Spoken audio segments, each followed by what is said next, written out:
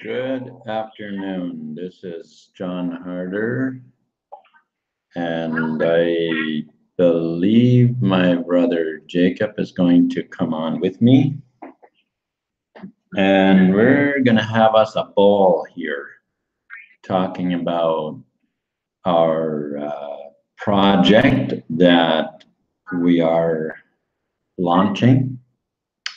So if you're watching this and yeah,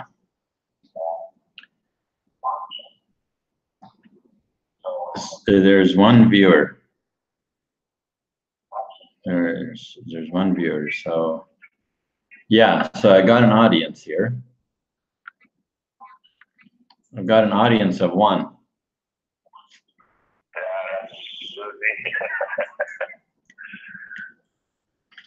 Okay, now we have interference with the Wi-Fi that was provided by the truck stop. That seems to want to take over the world. Yeah. Your world. My world.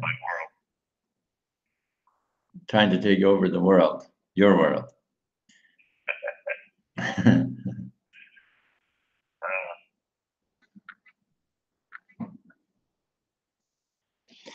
Okay, so these engines that we're going to be building or are actually started already, the prototype, right?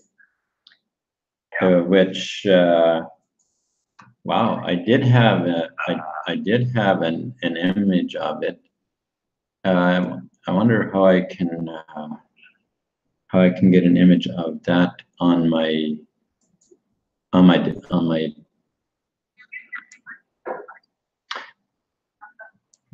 You have it on WhatsApp, don't you? A picture of the motor that Jake started making. Huh? Yeah, on your WhatsApp. I think you have it on your WhatsApp. So if I could have it, I could actually download it and have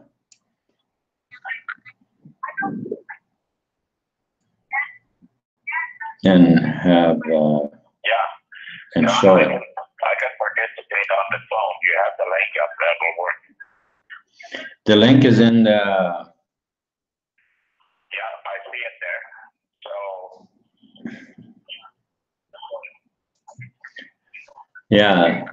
All right. So then, I guess you'll be on in a bit here, eh?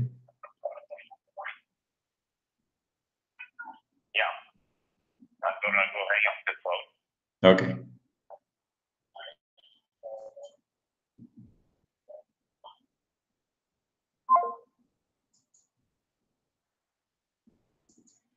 All right.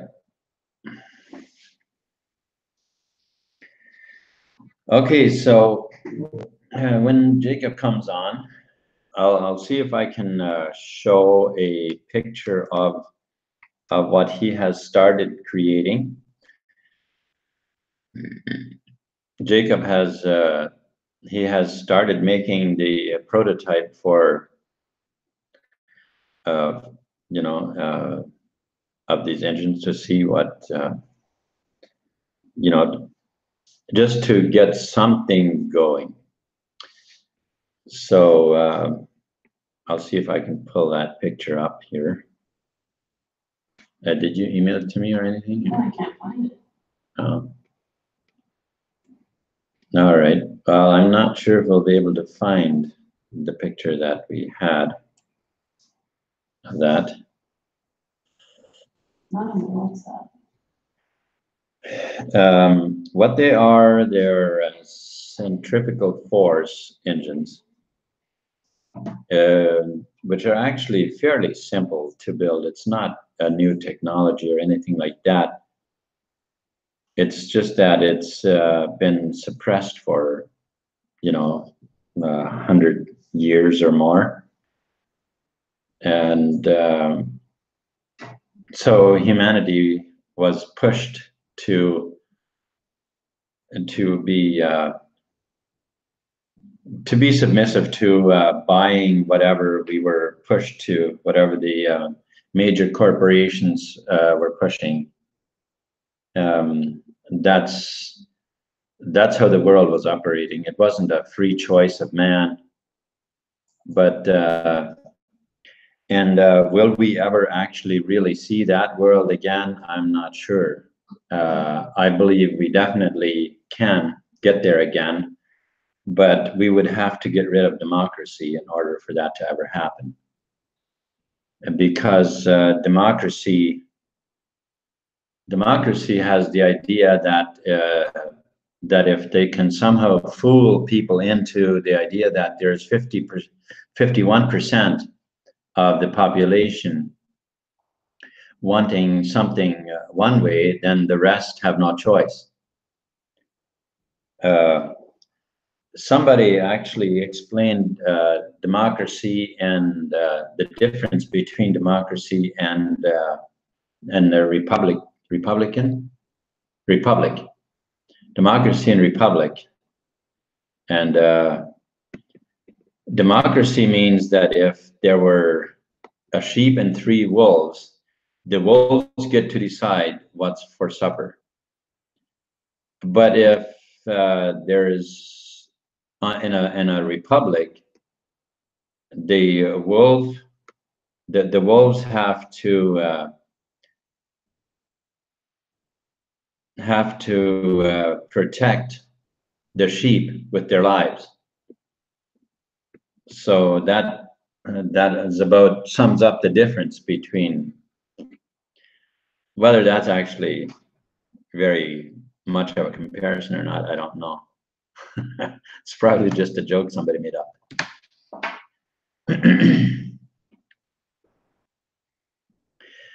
But yeah, indeed, democracy is something that is it's pushed by very many people, and most of which don't even understand what it means or what it is.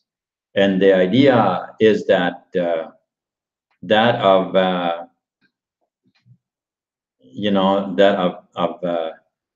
the majority rules, and the rest of them don't have a choice, and that is not that's not freedom.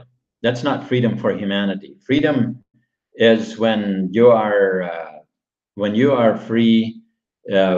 Like, let's say you're living in a town, and you decide not to participate in that new road that's being built. Well, that should be your choice. If you don't want to participate in it, that's then that should be your choice. And but humanity seems to have adapted this idea that if you don't agree, well, that doesn't matter. As long as there's 51% agree, then you have no choice. You have to participate, right? And that's sort of the 51%, or if there is such a thing as 51%, on many cases, those are just make-believe things then, because there's actually way less than 51%. But what they do is they make it look like, just like the elections in the US. For many years, there was no free election because they were always rigged to so that there was no free election. But in many cases, it would have mattered very little anyway, if any, because both of the candidates were controlled by the same people. And in that case, it really wouldn't matter. But what we have lived with for many years is the fact that new cures for various diseases like cancer and many other diseases New cures were found, and instead of them actually, making it available for humanity, what you would find is instead is you'd find the doctor that made that discovery floating face down in the river, or some other way disappeared. And in some cases, what they would do is ransack their labs and burn it or whatever, right? Just to destroy this cure, and then keep spreading the propaganda to humanity, saying that that the cure doesn't exist. There is no cure for cancer, or come up with this lame poison of the chemotherapy and that stuff. It's horrible stuff. Kills people way quicker than if they would just not do anything.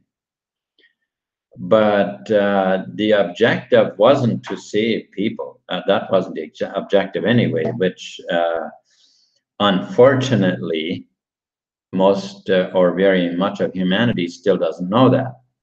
And so they believe that the doctors are doing their best. And well, I'm not saying that there are no doctors that aren't doing their best, but the doctors, they are strictly limited to what the books say. And what do the books say? Well, they say whatever the major corporations want them to say. That's it.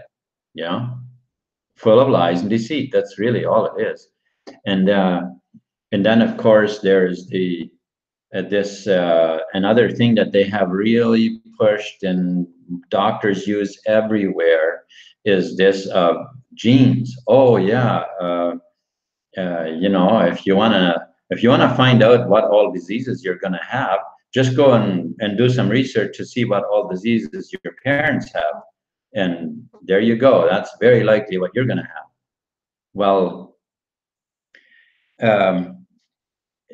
that's actually not true either, because the fact is that the genes have actually extremely little to do, if anything, with the diseases that we get, from what our parents have had. That actually has nothing to do with it. The entire thing about what happens or what we get in our lives, whether it's disease or a wonderful life, or a life of happiness and joy and peace and all of that, the difference isn't what our parents or our uncles or aunts or anything, what they had. It has nothing to do with it. But what it actually is, it all revolves around our thinking, our thought patterns, which if actually, let me just tell you a little story about these genes thing. If you're kind of hooked on it, it has been proven that a baby that grew up in a that lost its parents as a baby, and it entirely grew up in another home, or from a very, very young age anyway, that those type of children, they're actually more prone to get the diseases and stuff that the home they grew up in have, than what it has anything to do with their actual parents. So that kind of tells you that the genes actually has nothing to do with it. It has mostly to do with the thought patterns that you predominantly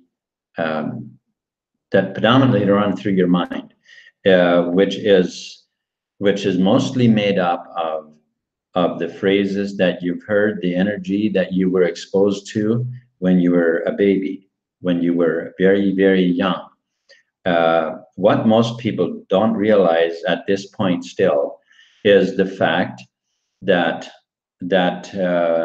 every person has a vibrational field, and those vibrations, they reach the entire surroundings, where the house where you're in is filled with those vibrations of the vibrations that you actually generate.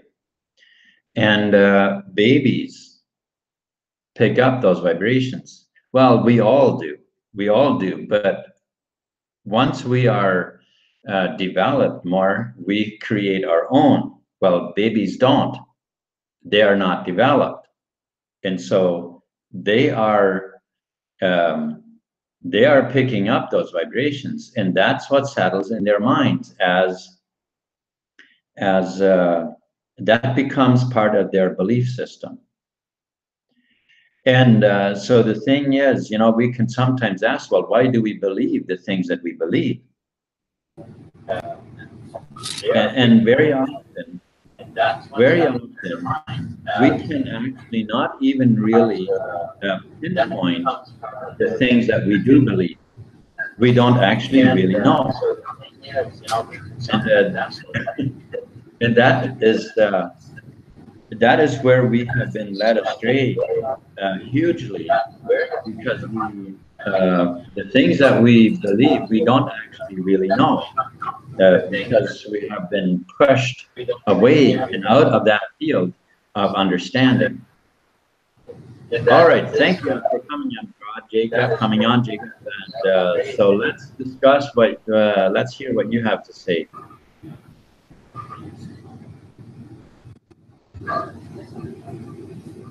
I'm all ears. Okay. Can you hear me? Yeah, oh yeah. Okay, we finally got on here. Wait. Okay, well, okay, Susie figured it out. Okay. Anyway.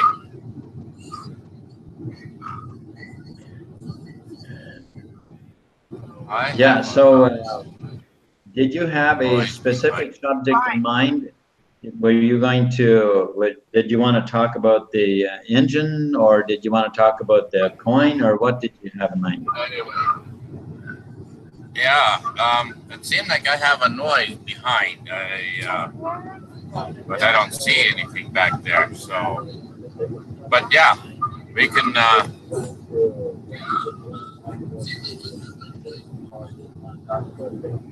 yeah, I have a big echo here for some reason.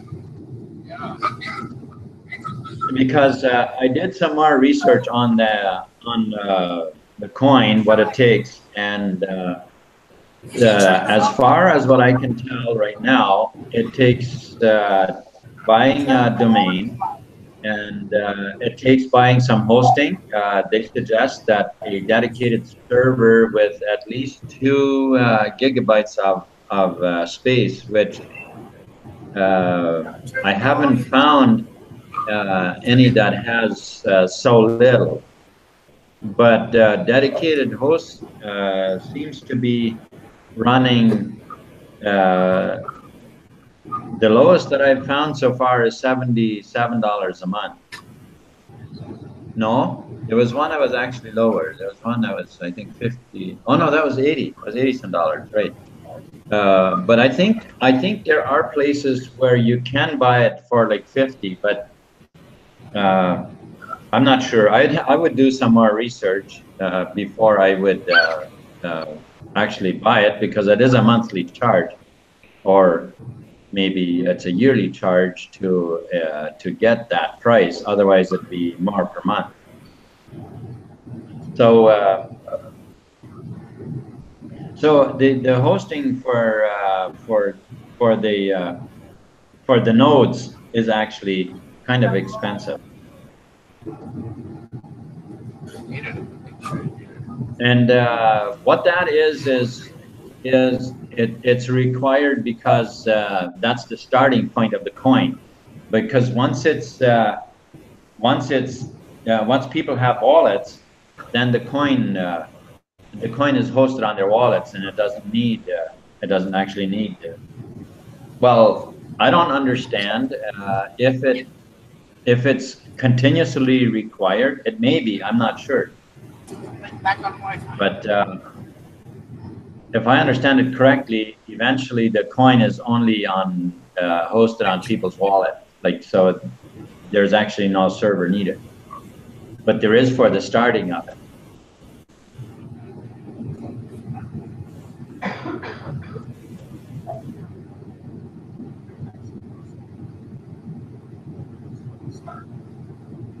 Any ideas?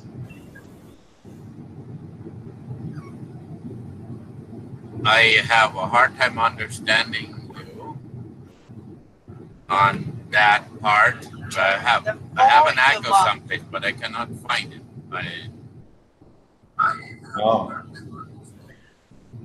Okay. Yeah. I guess that's for you.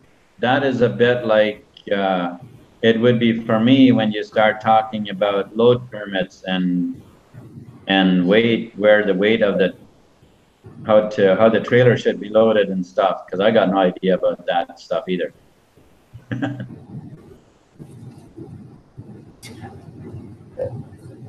Or is that what you meant?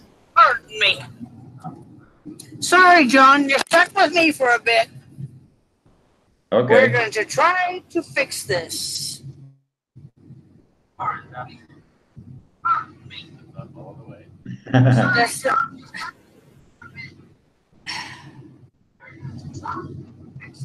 So, did you still not get a hold of Pete?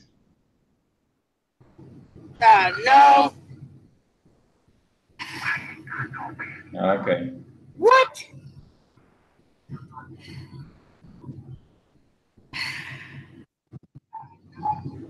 I have to do this on because you're audio. It says you're wearing a headphone. Where's your headphone? You're not wearing them.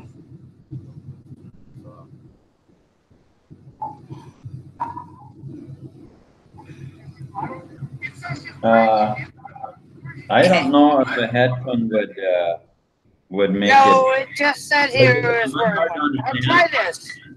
This is the best I can do until you guys are offline. Okay. Am I hard to understand, Jacob? I can hear him just fine all the way over here. Is it hard to understand me? Yeah. Well, there is an echo that lags about a minute behind. Oh. It seems like almost a minute or half a minute behind. So. No. Have you muted the video behind? I don't have a video behind there. If there is one, I can't find it. Oh.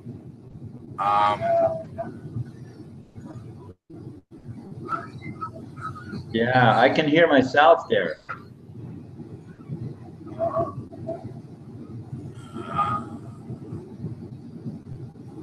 There's no video behind it. Okay, so I'm not quite sure. Oh, yeah, I found it. Okay, I think I fixed it. Okay. So you didn't get a hold of Pete then, huh? No, I couldn't get a hold of him. He did not answer. Well, I see there is 5 viewers, so we might, there's somebody, another 6 now, viewers that haven't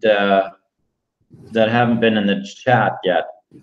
But that's okay. So what did you have in mind to talk about? Well, I was going to talk about the centrifugal force motor, and I was going to show how far I am with that, but I cannot bring up that picture either. So we're just going to have to do it without the picture. And but anyway, that is still, it's in progress. And Well, I think if I had a week, I would be able to finish it. And well, pretty close. If I had a week with it, I would probably have it finished and have it to a point where we could actually produce power. Okay. Yeah. So that's where we are with that. And Yeah.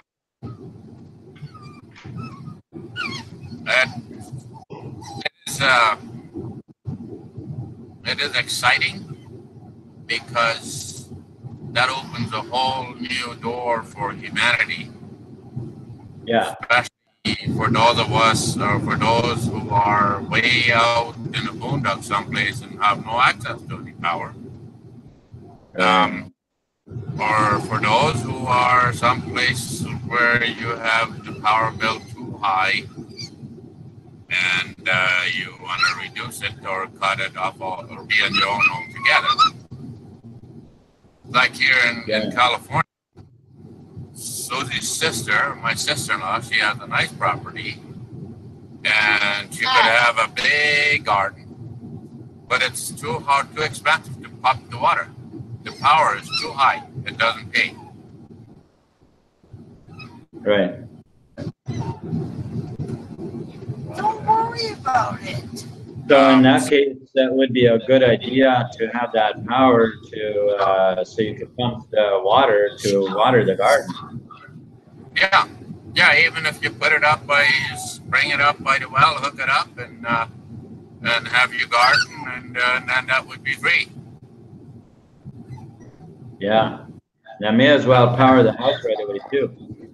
Yeah, yeah. At that point, well, you might as well power the house too. Yeah.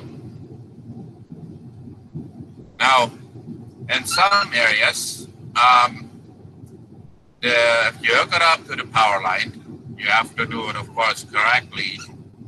You can power your house, and on what you don't need, they will accept into the power line, and they will pay you for it. Not much, but they will pay you for it. And then there's other places where they do not allow that. They have their power in your house, and they expect you to use that. And then you're not allowed to hook up to the power. But again, on that end, I see there's a way out of that too. That they can't sell you don't want to buy from them. You can have your own, and I don't think they can interfere with that because it's simply you're having the same product yourself that they're trying to sell you, and trying to use the government as a hammer to try and sell you. So, but that is changing as well. Yes. So, and then it is in our favor as well. That is changing in our favor. It's in the favor of all humanity. Yeah, yeah. That is exactly what it is. Yeah, and another thing that that actually is a very good how should I say, a marketing tool for us is the fact that they've been pushing to clean the environment, to have less emissions and stuff. Well, these engines, they will not produce any emission, right? No, there's zero emission there. I mean, how can they stop you on that end of it? You could and try it. You could tell them, well, this is totally energy free or emission free, and totally going what they're aiming for, what they want. I mean, there's. Yeah, they've been trying really hard to reduce emissions to a very, very minimum while still burning fuel as much as they can possibly burn. Yeah, that's the idea. They want to hit it with two hammers. They want to buy the fuel, and another one to pay for the extra stuff that they have to put on your vehicle to burn more fuel. That's right, to burn even more, to try to burn the emissions. Oh, wow, yeah. Isn't that something? That makes a lot of sense, don't it? Oh, Well, what an answer.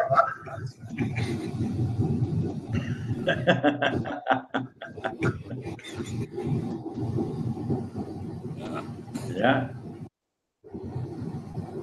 So now with these engines here, all of that is really eliminated. Completely, Yeah. all of it. The bills and the extra bills and the emissions that we're trying to reduce. Well, now there won't be any. No, there's no emission to reduce, and there's no fuel to be used, and no, you don't have to buy no fuel. That's right. And so now you build yourself a nice big greenhouse, and you put up a big generator, and you heat that greenhouse with electric. Yeah. And now you can sell the produce cheaper than those guys who use whose profit, 50% of the profit would go, well, 50% of the sales goes to fuel, so that cuts their profit in half. Well, you could sell it for half the price and make the same profit. Yeah. Okay? So what we're doing now, we're hauling a lot of produce from California to Canada, to where we could grow our own produce. That's right. And there's a lot of trucks that wouldn't have no emission because they don't need to go there. That's right. Yeah. And again, there's always going to be trucks because we're still going to need trucks. And those, well, we could do this, put the same system in the trucks. Yeah. And for that, we just change it to DC, and they run on DC instead of AC. So you have less chance of it being so dangerous. AC is dangerous. DC is not. Right. You know, the trains run on DC motors. They have a big motor running a DC generator, and then in turn they run DC motors to then actually drive the train. Uh-huh. So that system is all here. Did you email You that? just need to small enough to use the truck. Did you email them? Did you email them to me? Okay. So that just needs to be reduced to fit into a truck. We already have that. And we have electric cars, DC motors.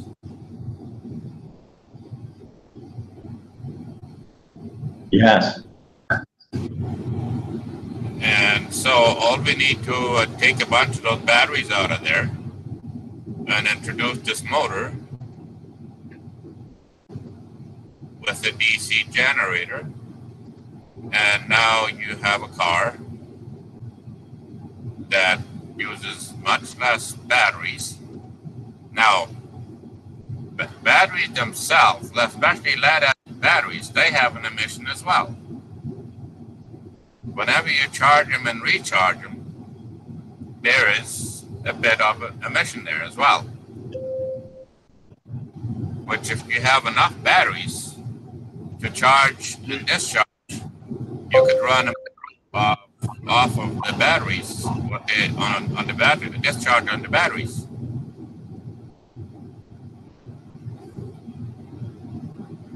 Because that what comes out of the battery, that vapor, is also flammable.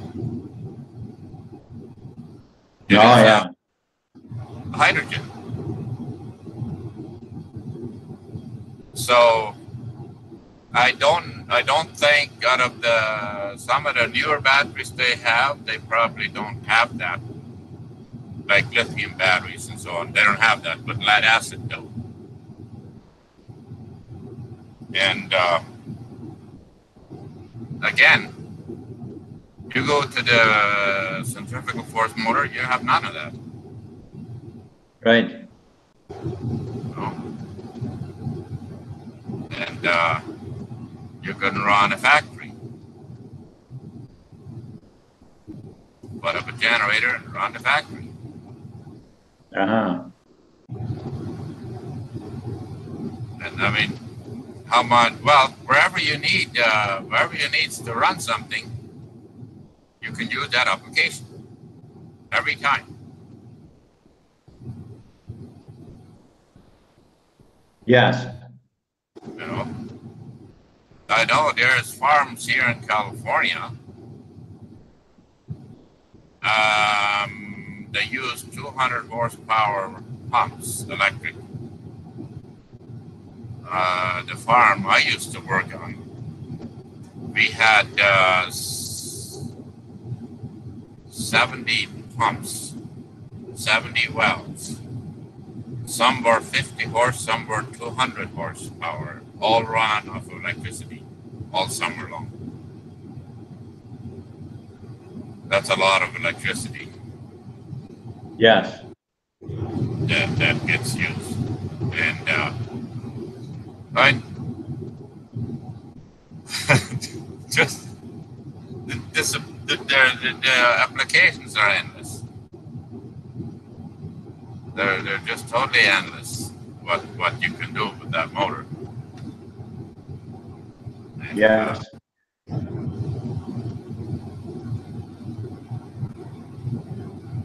So I'm going to share the screen for a bit and show a couple of pictures. Okay. All right. So just bear with me here. And you see that? Oh, I see you. Oh, there we go. Yeah. Okay. Yeah, that's the heart of it. Okay. Centrifugal force motor. And then, oh, that's not part of it, but that one. No, the book hasn't been written on this motor yet. Okay. Well, But it yeah. will be. Once we have that running and producing, you know, so we can do. First of all, prove to Pete that it works, and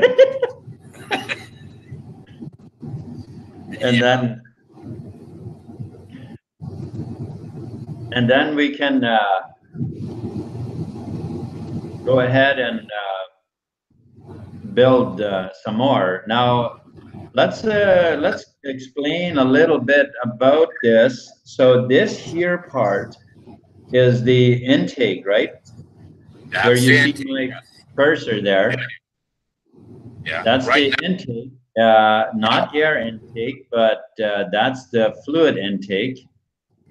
And it goes in and then out to these here pipes by centrifugal force.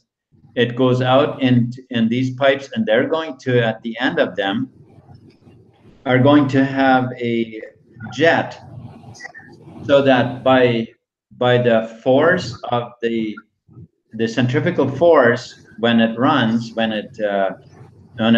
how the fluid wants to get out to the end, by that force is what it's going to spray out of the jet that are going to be here at the end, which are angled all the same direction, making it spin. So it's the force of that liquid going out of those jets that makes up the power of the motor. Is that correct? Yeah. Yes. And if you have anybody that has studied the Clement motor, what is interesting about this motor, increase of 100 RPMs quadruples the horsepower. Okay. I'm just trying to find the video now that we had. There we go.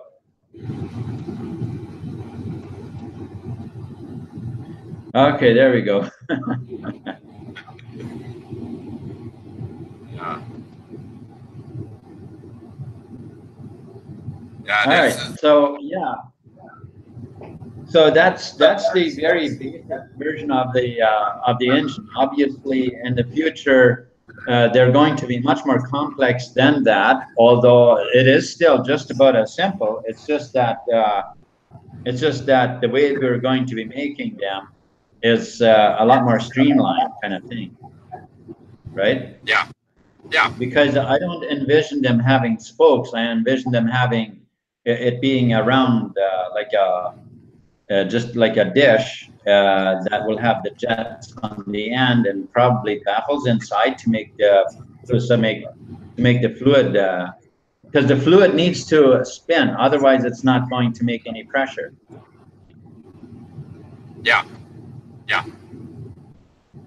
So just sits there and it doesn't do nothing. It has to spin along with it has to make RPMs. And all right. That's why I made it with the pipe like that, because it's very much simplifies the whole system. Easy to see how it should work, and it is, well, to me the comprehension is so simple and so easy. Everybody should understand it. But Yeah. Well, that would largely depend, though, on the understanding of mechanics. Like a person who has never been anything but a paper pusher, they might not really get the concept very easily. No, that's right. Well, like you and I, we have built all kinds of things and designed all kinds of things. For us, it's easier to understand. Yeah. But there's so many people, like in a car, they just drive it. When it needs service, they take it to a shop where they do service. And it's the same with the truck. What they know is they know where the brake pedal is, they know what it's for, they know where the steering wheel is. Sometimes it seems like they don't know what it's for. There's a lot of them drivers. But anyway, they do use it. So, yeah, that's right. Yeah. Well, just like, I mean, many drivers driving vehicles every day, but when it would come to fixing them, they'd likely have no idea what to do. Because they don't have any idea how they're built, which where the mechanical comes in, right? So. Yeah. Now, for us to get the money going for that, you like the idea of the coin? Yeah, absolutely.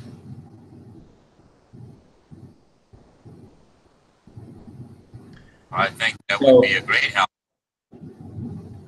Yeah. Oh, yeah. Well, many of the ICOs have been generating millions within just a couple of days. And I believe that this project is one that most of humanity will really be interested in.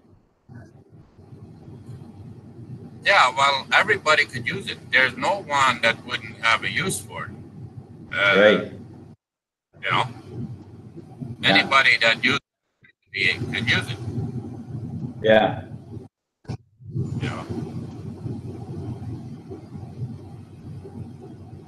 Yeah, instead of always filling up with gas on the vehicles, well, they'll be able to just drive. It's going to seem almost, almost crazy to just keep driving and not having to fill up. Well, I just thought of something. You go camping, and your camper isn't modified yet. But you can throw an electric grill in there and plug it into your car. Yeah, that's right. Yeah. Just leave your car running. Yeah. Yeah, there are so many places that these things can be used, like for pumping water, like big irrigation pumps. They can be run with that, and powering large Yeah. greenhouses, and like we can put them in trains. You know, put these engines in trains with a generator, and then there you go. You know, instead of the engines that they burn all that fuel. Yeah, well, trains already have the DC system in there. All you would have to do is connect the motor, take that fuel consuming motor out of there, and put a centrifugal force in there. And there's the train. That's right. Yeah, yeah, that would be awesome, actually.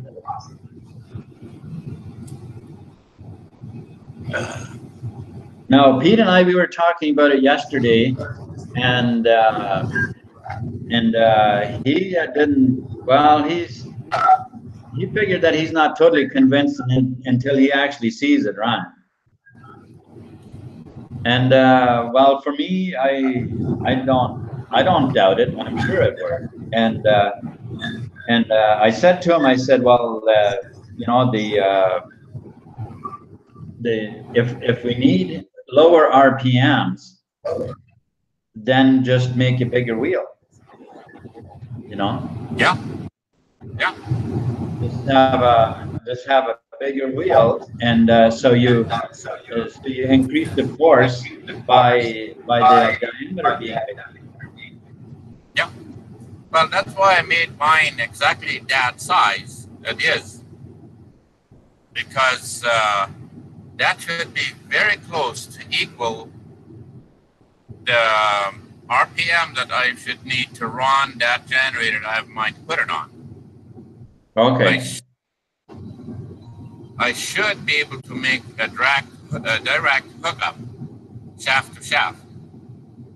Right.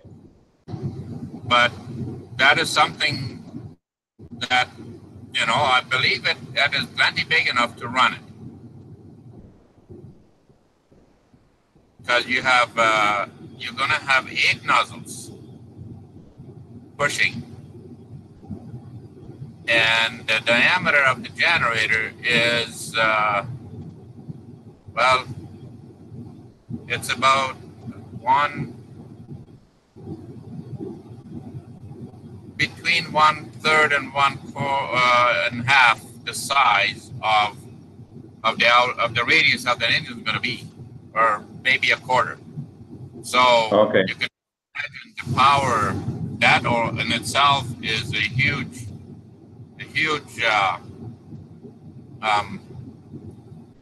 difference in the radius of it.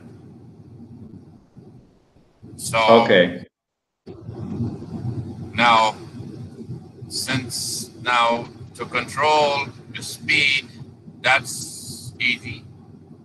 And I made this pipe big enough to where I should be able to use also change nozzles to make more or less power, so I can pretty much set that thing up to have exactly the power that I need.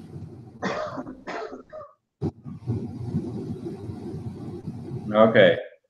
Yeah. And I can't wait till it's done. But I'm going to have to. Yeah, me too. And this is something you can't hire somebody to do it. You pretty much have to do it yourself. Yeah, that's right. Yeah. You know? Yeah. Well, you know, excuse me. I'm going to do more research and to find out for sure what all is required to have the coin going, to create a coin, and then of course I'll work with you and Pete on that to see if we're indeed going to pursue that. Yeah. And of course the marketing of it, that is actually a large part of what I want to find out is what all does it take to market the coin. You know, once we, like, the ICO. How do we go about that? I want to see if I can find information about that, and then because we should be able to within just a few days, we should be able to get pretty large sums of money selling that coin by having it priced at somewhere around $1 or 75 cents or thereabouts, right? And so people buying in into that coin, and then later, once it's in the exchanges, it'll basically, well, it may, in the exchange, it may start lower than that, because that's when we put it in the exchanges is when we're handing it over to the market. And so the market at that point really actually decides what that coin is worth. Yeah. Which actually could happen to be less than what people paid for in the initial coin offering. I've seen that that happen, that in the exchanges the coin ends up being worth less. So which means that you can actually buy it cheaper. And I don't know how many people are aware of that. Some people might not buy just because of that. But I think there's also a good number of people that would actually just be so enthused about supporting the project that they would actually not even care if the coin ended up being cheaper later. Oh, yeah, well, that we could bring money, and that would definitely speed up the project and get that thing on the road. Just get them rolling out. Yeah. Yes. And so in doing that, for the coin offering, we need to have information how we're using the money. That is important because people want to have that transparency, so that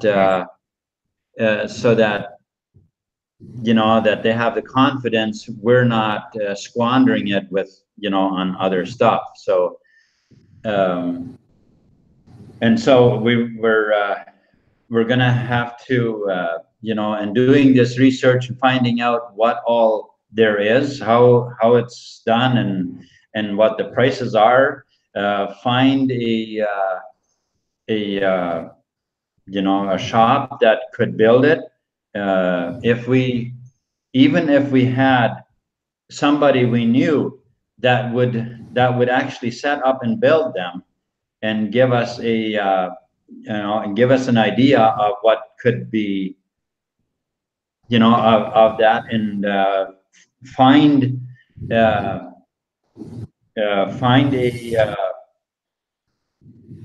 what are they called, an engineer, to get an engineer involved, so that because getting an engineer involved is about the only way that we could actually get it out onto the market.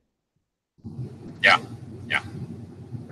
I mean, might be people in the deep woods somewhere that would still buy the units, but to sell it in the stores on the shelves, for that we'd have to have, you have to go through the channels that it takes.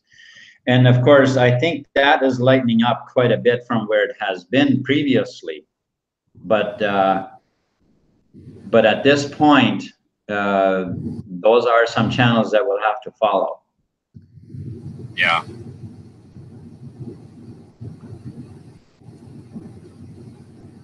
Yeah. No, it's but all that, it's not that hard. I mean, as far as engineer and finding factories that would build them, I don't think it's a hard task. Okay. I think that would that can be done rather quickly. But okay. We need a prototype. Yes, we do. That we can take it and show them what they're building. Yes. And as well as the engineer, so he can see what he's engineering. That's right. Yeah. Because it's got to have that seal on Okay, well, I need to go, so we can close this off. Maybe we'll have to talk about another time again. Yes. Yeah. All right. So you have a good day then, and thanks for coming on and sharing with me. So, and you have a nice day or evening. All right. Bye. Thanks for coming. Thanks for putting this on. Bye-bye.